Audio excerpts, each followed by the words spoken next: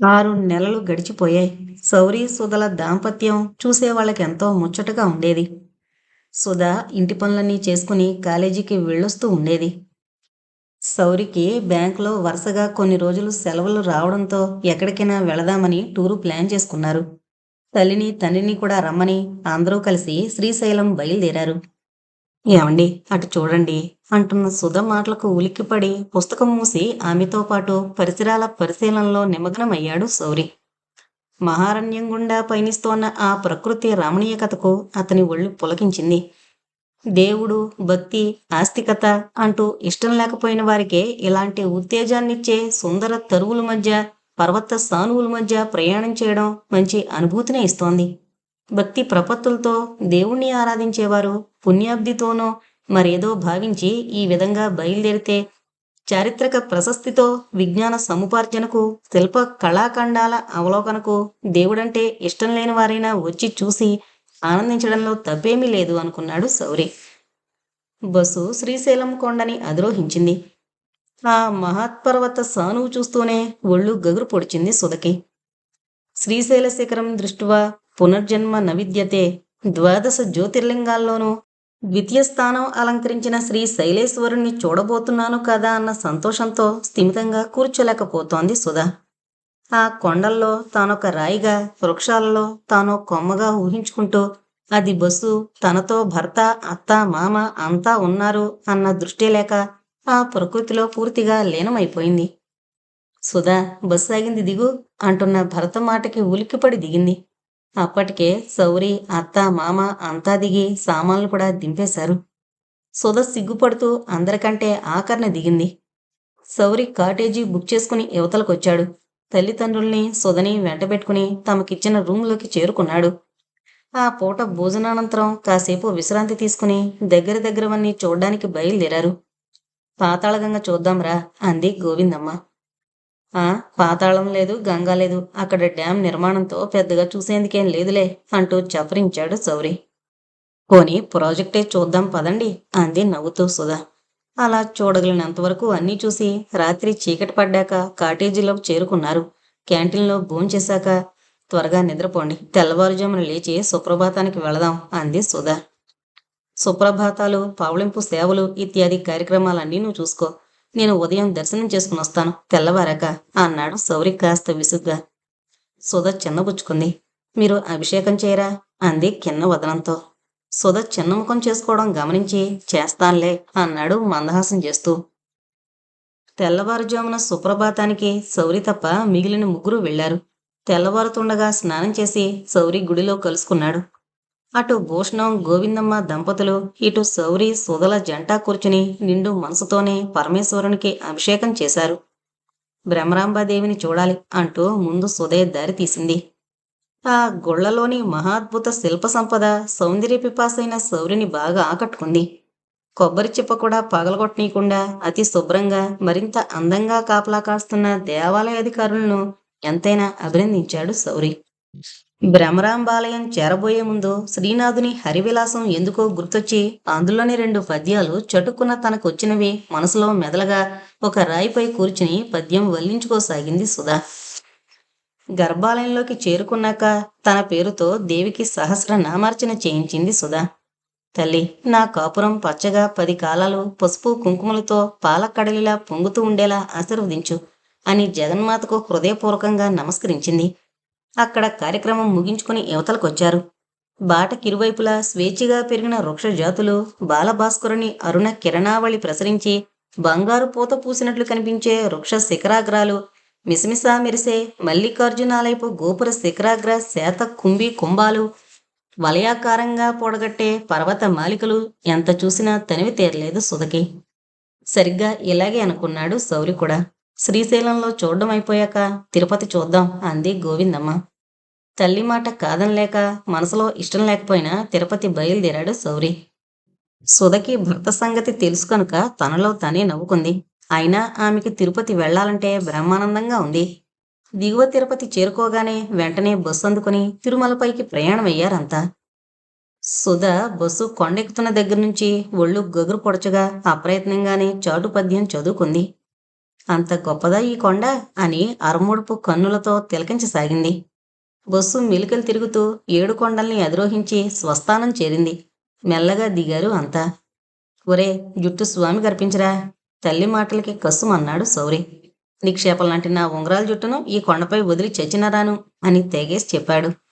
కాటేజీలో సామాన్లు పెట్టుకుని ముందు క్యాంటీన్ పద, కాఫీ తాగాలి అన్నాడు శౌరి. అలసిన భరత ముఖం చూసి మారు మాట్లాడకుండా క్యాంటీన్కి వచ్చింది సుధా. అక్కడ కాస్త కాఫీ మాత్రం తాగింది. ఆ పని పూర్తయ్యాక కళ్యాణకట్టకి బయలుదేరారు. పుష్కరిణిలో స్నానం చెయ్యాలి. గుండు చేయించుకున్న భూషణం మాట విని కాటేజీలో మేము స్నానం చేసి వస్తానులేండి, మీరిద్దరూ పుష్కరిణిలో చెయ్యండి అంటూ భార్యను తీసుకుని వచ్చేశాడు శౌరి. పుష్కరిణిలో స్నానం చేస్తే పుణ్యమంట. సుధ కొంటిగా నవ్వింది. పాపాత్ములకు అవన్నీ, మనమేం తప్పులు చేయలేదుగా. పుణ్యం కోసం పుష్కరిణిలో స్నానం చేయడానికి, అక్కడ తడిసిన శరీరాలను చూడడానికి వచ్చేవాళ్ళు కూడా ఉంటారు. నాకు ఇలాంటివంటే నచ్చవు. తడిసిన చీరలోని నీ దేహాన్ని 1000 కళ్ళు చూస్తుంటే నేను అసలు భరించలేను. భర్త మాటకి కిలకలా నవ్వింది సుధా. నాకు ఇలా నదీ స్నానాలు వగిరాలంటే నచ్చవు, అందుకే నేను మౌనంగా వచ్చేసాను అంది సుధా. శౌరి సంతోషంగా చూశాడు ఆమె వంక. చివరికి శౌరి గుండు చేయించుకోను లేదు, పుష్కరిణిలో స్నానం చేయను లేదు. చక్కగా కాటేజీలో స్నానం చేసి గులాబీ రంగు పట్టుచీర కట్టుకుని దైవ దర్శనానికి బయలుదేరింది సుధా. భార్యని తదేకంగా చూసిన శౌరి ఆపుకోలేక కౌగిల్లోకి తీసుకుని 2 బుగ్గలు ముద్దులతో నింపేశాడు. ఉండండి, మన స్వామిని దర్శించుకోవాలి, ఇలాంటి పనులు చేయకుండా పవిత్రంగా ఉండాలి అంది బెరుగ్గా. నీ ముఖం. భార్య భర్త కౌగిలిలోకి వస్తే పవిత్రతకేంటి భంగం? పరాయవాడైతే బాధపడాలి. చాలే ఊరుకోండి, పరిహాసానికైనా అర్థం ఉండాలి. పరాయవాడితే ఇలా గడుపుతానా నేను? కాస్తకే కళ్ళమ్మడి నీళ్లు పెట్టుకుంది సుధా. అన్నిటికీ పెడార్థాలు తీయడం తప్ప ఏమీ రాదు నీకు అంటూ కళ్ళు తుడిచాడు శౌరి. ఇద్దరూ బయలుదేరారు తాళం వేసి. కలియుగంలో పాపాలన్నీ పటాపంచులు చేస్తూ పిలిస్తేనే పలుకుతాడని ప్రసిద్ధి పొందిన శ్రీ వెంకటేశ్వరుని కనులారా దర్శించి పులకాంకితయే భగవాన్, నా సంసారం పచ్చగా ఉండేలా చెయ్యి, కలకాలము కళకళ్లాడుతూ ఇలా నా భర్తతో నీ సాన్నిధ్యానికొచ్చి వెళుతుండేలా ఆశీర్వదించు అని మనసారా మొక్కుకుంది. అత్తామామలు కూడా గర్భగుడిలోనే కలిశారామెను. కాటేజ్కి వచ్చాక పాపనాశనం అవి ఇంకా ఏమేమున్నాయో అవన్నీ చూద్దాం అంది గోవిందమ్మ. కానీ సుధ ఉత్సాహం చూపలేదు. మీరు ముగ్గురు వెళ్ళండి అత్తయ్య, నాకు చాలా బద్ధకంగా ఉంది, ఎక్కడికి రావాలని లేదు అంది మెల్లగా. ఆ మాటకి విపరీతంగా ఆశ్చర్యపోయాడు శౌరి. ప్రతిదానికి రెడీ అంటుండే సుధ అలా అనేసరికి చాలా విడ్డూరంగా తోచింది. సుధ మెల్లగా మంచం మీద పడుకునేసరికి, ఏం సుధ, ఒంట్లో బాగలేదా అని అడిగాడు. ముఖం బాగా వాడుంది, తలనొప్పి బాగా ఉంది అంది కణతలు రుద్దుకుంటూ. సరిగ్గా తిండి తిప్పలు లేవు నీకు అంది గోవిందమ్మ. శౌరి టాబ్లెట్ సూట్ కేసులోంచి తీసి ఆమెకిచ్చి గబగబా వెళ్ళి కాఫీ తెచ్చాడు. ఆ బిళ్ళ వేసుకుని కాఫీ తాగి కాసేపు రెస్ట్ తీసుకో అన్నాడు ఆప్యాయంగా. ఆ పొట్టుచీరలో పొద్దున్న పద్మావతి దేవిలా కళకళలాడిపోయింది సుధా. ఆ క్యూలో అందరి కళ్ళు ఆమెపైనే, బాగా దృష్టి సోకుంటుంది అనుకున్నాడు శౌరి. కాఫీ తాగుతూనే బొళ్ళున వాంతి చేసుకుంది సుధా. అది చూసి కంగారు పడ్డాడు శౌరి. సుధ నోరు కడుకునొచ్చి అలసటగా మంచం మీద పడుకుంటే ఆమె మీద చేయి వేసి చూసి హడలిపోయాడు. ఒళ్ళు బాగా వేడిగా ఉంది. దుప్పటి మీదకి లాక్కుని క్షణంలో అపస్మారకంగా పడున్న సుధని చూసేసరికి అతనికి కాలు చెయ్యి ఆడలేదు.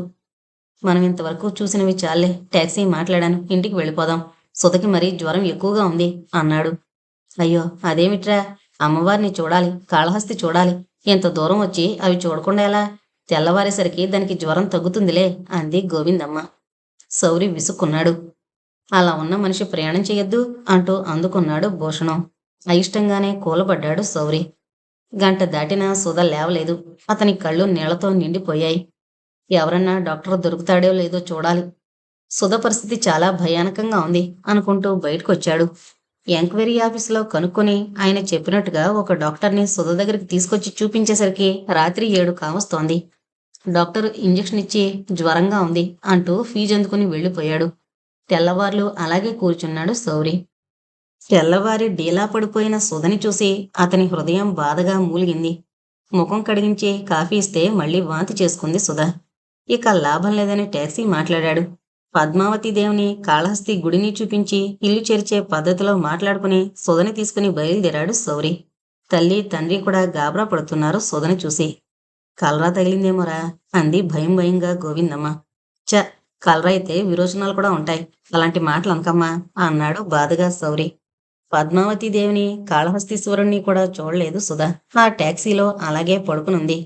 శౌరికి ఎక్కడా మనస్థిమితం లేదు. ఎలాగైనా ముందు బెజవాడ చేరాలి. సుధకి మంచి వైద్యం చేయించాలి.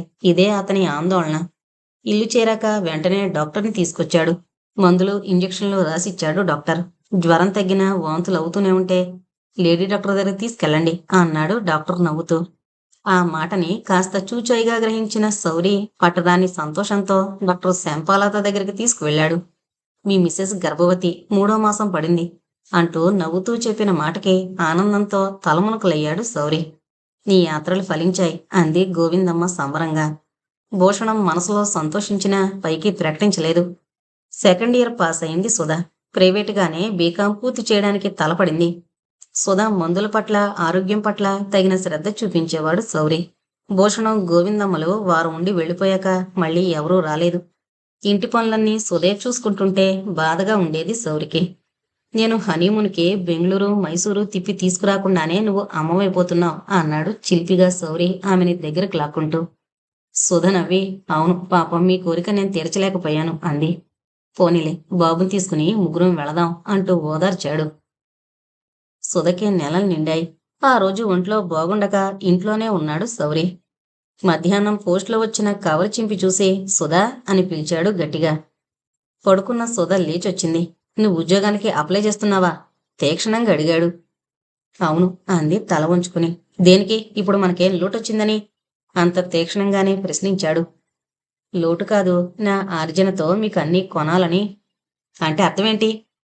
ఏం లేదు, నేను మీకు కట్నాలు, కానుకలు ఏమీ తేలేకపోయాను.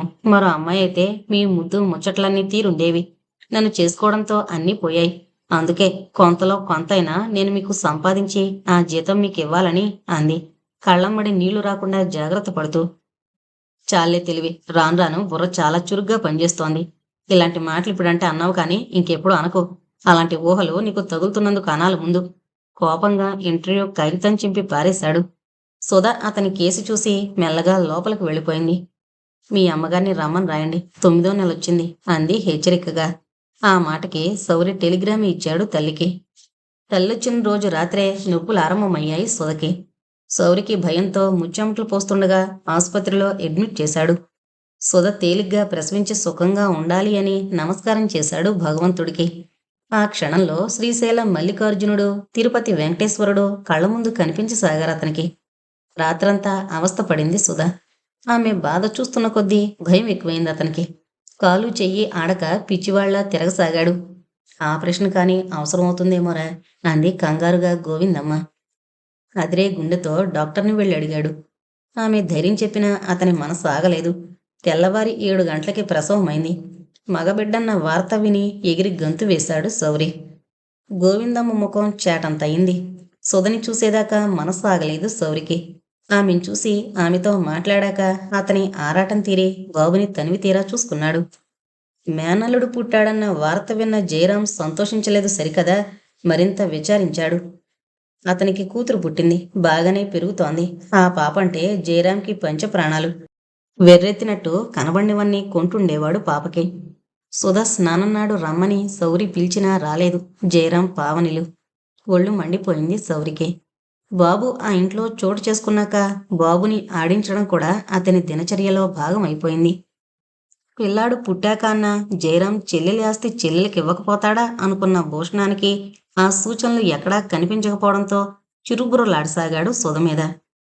శౌరి తండ్రి ఏదన్నా ఎకసెక్కంగా అంటే సుధని బలపరుస్తూ ఎదురు తిరగడంతో మరింత అక్కసు పెంచుకున్నాడే గాని సరిపెట్టుకోలేదు భూషణం. ఫైనల్ ఇయర్ పరీక్ష రాసి వచ్చింది సుధ. మామగారి దుమ్ముదమ్ములు చూస్తున్న కొద్దీ చాలా బాధగా ఉండేది. బాబుకి 6 నెలలొచ్చాయి. ఇష్టం లేకపోయినా నాగభూషణం మనవడి అన్నప్రాసానికి హాజరయ్యాడు. సుధ బీకాం 2nd క్లాస్లో పాస్ అయింది. శౌరి ఆనందానికి పట్టపగ్గా లేవు. అన్నింటికీ కలిపి ఆ రోజు ఘనంగా విందు చేశాడతను. భగవంతుడు ఉన్నాడా లేడా అన్న సందేహం ప్రతి మనిషికి ఏదో ఒక రోజున కలిగించకపోడా భగవంతుడు? అన్యోన్యంగా ఆనందంగా ఉండే శౌరి సుధల జంటను చూసి భగవంతుడు బొత్తిగా ఓరవలేకపోయాడు కాబోలు. తండ్రిగారి ఊరు వెళ్లి స్కూటర్ మీదొస్తున్న శౌరి యాక్సిడెంట్కు గురయ్యాడు. దారుణమైన గాయాలు తగిలాయి. ఆ వార్త విన్న సుధ నిలువున కూలిపోయింది. బోరుని ఏడుస్తూ బాబుని తీసుకుని ఆసుపత్రికి చేరుకుంది. అందంగా, అమాయకంగా, పొడుచుదనంలో ఉన్న సుధని చూసి ఆసుపత్రి వారంతా బాధపడ్డారు. శౌరి పరిస్థితికి. లాభం లేదమ్మా, అతను బ్రతకడం అసంభవం అన్న సూపరింటెండెంట్ మాట విని మొదలు నరికిన తరువులా కుప్పకూలిపోయింది. ఎలాగైనా ఆయన్ని బ్రతికించండి డాక్టర్, నా బిడ్డకి తండ్రిని కరువు చేయకండి అని గుండెలవిసేలా రోధిస్తోన్న సుధని చూసి ద్రవించిపోయి చెమగిలిన కళ్ళని తుడుచుకోవడం తప్ప ఏమీ అనలేకపోయారు డాక్టర్లు. మా చేతిలో పని కాదమ్మా, ఆయుర్దాయం పోయడం. ఎవరన్నా కావలసిన వారుంటే కబురు పంపండి అని వెళ్ళిపోయాడు. మామగారికి కబురు చేసింది. వెంటనే వచ్చారు గోవిందమ్మ, భూషణంలు. కొడుకు మరణానికి సుధే కారకురాలన్నట్టు దుమ్మెత్తి పోశారు. తండ్రి గండాన పుట్టాడు మొదనష్టపు వెధవ అంటూ పిల్లాన్ని తిట్టారే గాని రవ్వంత సానుభూతి చూపించలేకపోయారు సుధ పట్ల. శౌరి దేహాన్ని టాక్సీలో వేసుకుని తన గ్రామం తీసుకుపోతూ, ఇదిగో ఇక మీకు మాకు ఏ సంబంధం లేదు, నువ్విక్కడే ఉండు, మా వాడి అంత్యక్రియలు కూడా నువ్వు రానక్కర్లేదు అంటూ కర్కశంగా అంటున్న వాళ్ళని చూసి కుళ్ళి కుళ్ళి ఏడ్చింది సుధ. పిల్లాన్ని గుండెలు కానించుకుని వెక్కి వెక్కి ఏడ్చింది. తన చిలిపి మాటలు, కొంటె చేష్టలతో ఉక్కిరిబిక్కిరి చేస్తూ క్షణం వదలక ఎంతో అపురూపంగా తననొక దేవతలా చూసుకున్న భర్త శాశ్వతంగా వియోగం కలిగించి తనకి పసుపు కుంకుమలు కరువు చేస్తూ వెళ్ళిపోవడం సుధ గుండెల్లో ఆరని మంట రగిలించింది. శ్రీశైలం మల్లన్న, తిరుపతి వెంకన్న ఏరి ఏమయ్యారు? నిండు మనసుతో సుమంగళిత్వం ఆశించి చేసిన భ్రమరాంబ సహస్ర నామార్చన ఫలితం ఇదేనా? ఏ దేవుడు వచ్చి శౌరిని బ్రతికించలేదు. ఏ పూజ అడ్డుకొని తన మాంగళ్యాన్ని నిలపలేదు. గుడిలో దేవుడు పదిలంగా గుడిలోనే నైవేద్యాలు ఆరగిస్తూ అర్చనలు చేయించుకుంటూ తనలాంటి అమాయకుల్ని భ్రమపెట్టి డబ్బు తగలయించి తన సాన్నిధ్యానికి రప్పించుకుంటున్నాడే కాని ప్రత్యుపకారం అంటూ వేషమెత్తు కూడా చేయడం లేదు. ఏదో దేవుడున్నాడని, ఆయనేదో వరగబెడతాడని తీయని భ్రమలో పడి తన వాళ్లంతా తరలి వెళుతుంటే హిండీ డబ్బు ఎక్కువయ్యి దేవుడికి సామాన్యులెవరూ కనిపించకుండా పోతున్నారు. దేవుడనే వాడే ఉంటే చిన్నతనం నుంచి తన్నింత ఎందుకు ఏడిపిస్తాడు? తల్లిని చిన్నప్పుడే కరువు చేశాడు, తండ్రిని అలాగే తీసుకుపోయాడు. ఉన్న ఒక్కన్న పచ్చి స్వార్థపరుడయ్యాడు. భర్తని నమ్ముకుని అందర్నీ ధిక్కరించి దైవాన్ని అండగా భావించి భర్త సేవలో, ఆరాధనలో తన జన్మ సాఫల్యం చేసుకుందామని ఆశిస్తే చివరికి అది కరువు చేసి నిర్దాక్షిణ్యంగా భర్తని లాక్కుపోయాడు. ఎంత కఠిన చిత్తుడైనా మరి ఎంత ఘోరమైన స్థితి కల్పిస్తాడా? భగవంతుడే నిజమై ఉంటే ఒక్క మనిషిని ఇంత ఏడిపిస్తే ఆ జీవి ఏమైపోవాలి? సుధ మదిలో రగిలే ఈ జ్వాల ఆరడం అనేది అసంభవం. తమ అనురాగాల పంటగా, తమ దాంపత్యానందాలకు తీపి గుర్తుగా శౌరి ప్రసాదించిన ప్రతిరూపు బాబు. అతన్ని పెంచి పెద్ద చెయ్యాలి, అదే తన బాధ్యత. శౌరి లేని జీవితం వ్యర్థం, ఆత్మహత్య చేసుకోవాలి బాబుతో సహా అనుకుంది సుధ ఆ వేదనాగిని భరించలేక. కానీ బాబును చూస్తుంటే ఆ పని చేయలేకపోతోంది. ఎలాగైనా ధైర్యం వహించి భర్తిచ్చిన బిడ్డను, ఆ బిడ్డలో భర్తను చూసుకుంటూ కాలం గడపాల్సిందే తప్ప మరి లాభం లేదని వారం రోజులకి గుండె దిటవు చేసుకుంది సుధ. చావడానికైనా చాలా ధైర్యం కావాలి. తనలాంటి పిరికి వాళ్ళు చావునూ లేరు. ఎంత గాఢంగా ప్రేమించినా, ఎంత ప్రాణం అనుకున్నా ప్రాణంతో సమానమే గాని నిజంగా ప్రాణం కాదు కనుకే భార్య గతించిన భర్త, భర్త గతించిన భార్య ఏడుస్తూనైనా బ్రతుకుతున్నారు. శౌరి పోయడని తెలిసినా రాలేదు జయరాం. వస్తే తల్లిని, పిల్లాన్ని ఎక్కడ ఇంటికి రమ్మనాల్సి వస్తుందోనని అతని భయం. అందుకే చెల్లెల్ని పలకరించలేదేమయ్యా అన్న వాళ్ళకి మేము ఆనాడే చెప్పామండి అతను వద్దు అని. కాని వింటేగా తన కర్మం తన చేతులారా కాల్చుకుంది. పెద్దవాళ్ళ మాట పెరుగు చద్దిమూట అని పెద్దలు చెప్పింది వినాలి. వినకపోతే ఇంతే వాళ్ళ కర్మం, దానికి నేనేం చేస్తాను అని తీర్మానం చెప్పుకొచ్చిన జయరాంని లోలోనే అసహించుకున్నారంతా. శౌరి కాలగర్భంలో కలిసిపోయి నెల దాటింది. ఎంత ఇల్లు, ఈ సామాన్లు ఏం చెయ్యాలన్న సందేహం వచ్చింది సుధకి. ఈ సామాన్లన్నీ ఉంటే మళ్ళీ పెద్దిల్లే అవసరమవుతూ ఉంటుంది. తనకంటూ ఒక ఉద్యోగం లేకపోతే బాబుని పెంచేదలా? చివరికొక నిశ్చయానికి వచ్చింది. భర్త పనిచేసే బ్యాంకుకు వెళ్లి తనకు ఉద్యోగం ఇప్పించమని ప్రాధేయపడింది. శౌరి పెళ్లిలో అంతా పెత్తనం వహించిన వారే. బంగారు బొమ్మలాంటి సుధకి కలిగిన దురవస్థకి బాధపడిన వారంటూ ఎవరూ లేరు. సుధ బీకాం పాస్ అయింది కనుక బ్యాంకు మేనేజరు ఉద్యోగం ఇప్పించడానికి గట్టి ప్రయత్నం చేశాడు. శౌరి దాచుకున్న డబ్బు, అతనికి రావాల్సిన గ్రాట్యుటీ, ప్రావిడెంట్ ఫండు అన్నీ సుధకి సంక్రమించేలా చేసి ఆమెకు ఉద్యోగం ఇచ్చాడాయన. ఇంత కష్టదశొచ్చినా కనీసం పలకరించడానికైనా రాని అన్నగారున్న ఊరిలో ఉండాలన్నా మనస్కరించలేదు సుధకి. ట్రాన్స్ఫర్ చేయించుకుని గుంటూరు వెళ్ళిపోయింది సుధ. సుధ వెళ్ళిపోయిందని తెలిసి తేలిగ్గా నిట్టూర్చారు జయరాం, పావనిలు. తనన్న మాటకు పౌరుషంగా నిలబడి ఏకాకైనా తనని యాచిస్తూ తన గుమ్మం తొక్కడానికి ఎచ్చగించని చెల్లెలి ఆత్మాభిమానానికి తొలిసారిగా ప్రశంసించుకున్నాడు జయరాం. పగలంతా ఆఫీసులో గడిచిపోతుంది. బాబును సాకడానికి మనిషిని పెట్టుకుంది. ఆ మనిషి కూడా మంచిదే కనుక బాబుని బాగా చూసుకునేది. సాయంత్రం వచ్చి రాగానే బాబుని ఎత్తుకుని ఆడించిందే కాఫీ అన్నా తాగేది కాదు సుధా. రాత్రుళ్ళు సౌరి అతని తలపులు ఆమెని కారుచిచ్చులా దహించేవి. తమ అన్యోన్య అనురాగాన్ని చూడలేక భగవంతుడు విధించిన ఈ శిక్షకి ఆమె కుళ్ళి కుళ్ళి ఏడవడం తప్ప ఏం చేయలేని స్థితిలో పడిపోయింది. కాలం ఎవరి కోసమూ ఆగదు. ఎవరి కష్ట నష్టాలతోటి కాలపురుషునికి నిమిత్తం లేదు. తన ధోరణి తనదేలా సాగిపోతుంటాడు. సుధ ఉద్యోగంలో చేరి 7 నెలలు గతించాయి. బాబు పెరుగుతున్న కొద్దీ అతనిలో సౌరి పోలికలు స్పష్టంగా కనిపించి మరింత గుండెలు పిండసాగింది సుధకి. మనవడు తన వంశాంకురం ఎలా ఉంటాడో అన్న మాట కూడా లేక నిర్దాక్షిణ్యంగా తెగదెంపులు చేసుకున్న అత్తమామల వైఖరికి గాయపడిన ఆమె హృదయం చల్లారే దారే కనిపించలేదు. ఆ బ్యాంకులో సుధ అందచందాలు ప్రతి వారిని విశేషంగా ఆకర్షించాయి. పచ్చని ఆమె నుదుట సింధుర విహీనమై భతృవిహీన కావడం చూసిన ప్రతి వారికి బాధనే కలిగించింది. తనకో బాబున్నాడని తన భర్త గతించాడని చెప్పుకోవడానికి ఏమీ సిగ్గుపడలేదు సుధా. ఆ బ్యాంకుకి వాసు అనే యువకుడు కొత్తగా అకౌంటెంట్గా ప్రమోట్ అయి వచ్చాడు. వచ్చిన రోజు అందరూ పరిచయాలు చేసుకున్నారు. సుధ అతన్ని మొదటి చూపులోనే బాగా ఆకట్టుకుంది. నెమ్మది మీద ఆమె వితంతువని గ్రహించి విపరీతంగా బాధపడ్డాడు వాసు. వాసు చాలా మితభాషి. ఎవరితోటి ఎక్కువగా మాట్లాడు. తన పనేదో తను చేసుకుంటూ తన దారిన తను పోతూ ఉంటాడు. ఆ రోజు ఆదివారం బాబుని ఎత్తుకుని గుమ్మంలో నిలబడింది సుధ. వాసు తల వంచుకుని ఏదో ఆలోచిస్తూ వస్తున్నవాడు అప్రయత్నంగానే గుమ్మం కేసి చూసి సుధని గుర్తించి, ఇదేనా మీ ఇల్లు అని అడిగాడు మందహాసం చేస్తూ. అవును, లోపలికి రండి అంది బాగుండదేమో అన్నట్లు.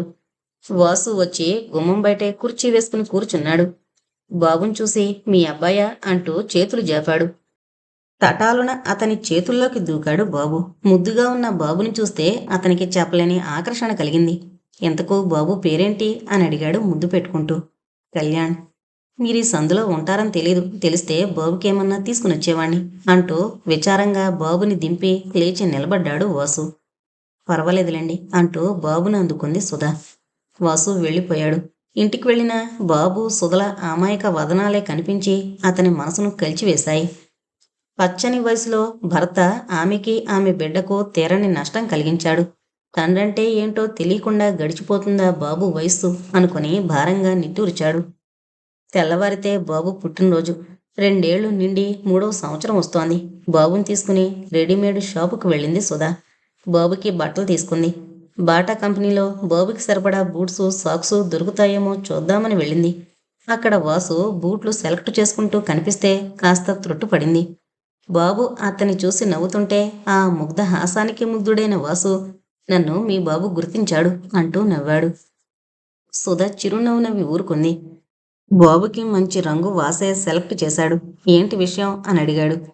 రేపు బర్త్డే వాడిది అంది రాణి నవ్వు తెచ్చుకుని. అలాగా అంటూ తల పంకించి ఊరుకున్నాడు. రేపు పార్టీ ఇస్తాడా బాబు? పార్టీయా? పుట్టిన 6 నెలలు దాటకుండానే తండ్రిని పోగొట్టుకున్న నిర్భాగ్యుడు. వాడికి పుట్టినరోజు పార్టీలేంటి? తల్లిని బ్రతుకున్నాను కనుక ఏదో కాస్త తలంటి బట్టలు వేద్దామని అంతే అంటూ జవాబిచ్చి వెళ్ళిపోయింది సుధ. మర్నాడు సుధ ఆఫీస్కి వెళ్ళలేదు. బాబుకి తలస్నానం చేయించి బట్టలేసి సౌరి ఫోటో చేతబట్టుకుని ఏడుస్తూ కూర్చుంది. తన గడిచిన రోజులు, బాబు పుట్టినప్పుడు తాము పొందిన ఆనందం పదే పదే గుర్తుకొస్తుంటే చెరువులైన కళ్ళను తుడుచుకొని కూడా లేదు. అలానే ఉండిపోయింది. సుధ వస్తుందేమో అనుకున్నాడు వాసు. కానీ రాలేదు. తనే వెళ్ళి తండ్రి లేని ఆ పిల్లాడికి ఏవైనా స్వీట్స్ తీసుకెళ్లి ఇద్దామనుకుని మళ్ళీ ఆమె అపార్థం చేసుకుంటుందేమోనని తటటాయించి ఆగిపోయాడు. భర్త జీవించుంటే కళ్యాణ్ పుట్టినరోజు ఎంత వైభవంగా జరిపించుండేవాడు.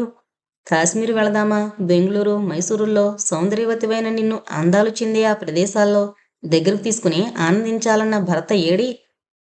సుధ మీద మనసు విరిగి రంభ ఊర్వశులను వెతుకుంటూ స్వర్గలోకం చేరాడా? నందనోద్యానవనంలో అసలైన రమణీయ ప్రదేశంలో మహా సౌందర్యవతులైన ఆ మగువల పొందు కోరుకుంటాడేమో. చి, తనకిలాంటి పిచ్చి ఊహలు వస్తున్నాయేంటి? సౌరి తన నరంలోనూ ఇంతగా జీర్ణించుకుపోయాడేంటి? బాబు చిన్న చిన్న మాటలన్నీ చెబుతున్నాడు. ముఖ్యంగా నాన్న అన్నప్పుడల్లా ఆమె మనసు పిండుకుపోతుంది. బాబు పుట్టినరోజున వాణ్ణి మార్చి చంపడం దేనికని అన్నం వండి బాబుకి తినిపించి దగ్గరకు తీసుకుని రోదిస్తూనే పడుకుంది. మర్నాడు ఆమె బ్యాంకుకొచ్చినప్పుడు ఆమెను చూసి చాలా బాధపడ్డాడు వాసు. అబ్బా! ఎంత అందమైంది! ఇంత అందము, పూర్వంలో ఉన్న ఆమె ఆశలు, కోరికలు అన్నీ వ్యర్థమేనా? ఎలాగైనా ఈమెను తను పెళ్లి చేసుకుంటే, ఆమె ఒప్పుకుంటే బాగుండు. కానీ చెప్పాక తన కోరికకు విరుద్ధంగా జరిగితే, ఆమె తనతో వివాహానికి సుముఖత్వం చూపించకపోతే అది తను భరించలేడు. ఏది ఏమైనా ఈమె మాత్రం తన హృదయంలో పీఠం వేసుకుని కూర్చుంది. అది చెరిపివేయడం సాధ్యం కాదు. కానీ ఎలా ఆమెతో ఈ ప్రస్తావన తీసుకురావడం? ఇక్కడ మాట్లాడుకునేందుకు అసలు వీలు లేదు. మరెక్కడికైనా రమ్మంటే ఆమె రాకపోవచ్చు. పోనీ ఆమెను తన ఇంటికి పిలవడానికి తనకే జంకుగా ఉంది. అలా అని ఆమె ఇంటికి వెళ్ళలేడు. ఎలా ఈ సమస్యకి పరిష్కారం? ఈ విధమైన ఆలోచనలతో బుర్ర వేడెక్కిపోయింది వాసుకి. అయితే వాసులా వివాహం చేసుకుని ఆమెని ఉద్ధరించాలన్న తలంపు ఆ బ్యాంకులో ఇతరులెవరికీ కలగకపోయినా అందరికీ ఆమె అందం పట్ల, యవ్వనం పట్ల తగని మోజు మాత్రం ఉంది. వీలుగా ఉంటే ఆమె పొరువాన్ని అనుభవించే అవకాశం ఏమన్నా దొరకపోతుందా అని ఎదురు చూసేవాళ్ళు. అలాంటి వాళ్ళల్లో ముఖ్యుడు రఘు. అతనికి పెళ్ళయింది. నలుగురు పిల్లలు. అతని భార్యకి ఉబ్బసం ఎక్కువయ్యి ఇంచుమించు మంచంలోనే గడుపుతోంది. రఘు 2, 3 సార్లు సుధని గురించి వ్యాఖ్యానించడం స్వయంగా విన్నాడు వాసు.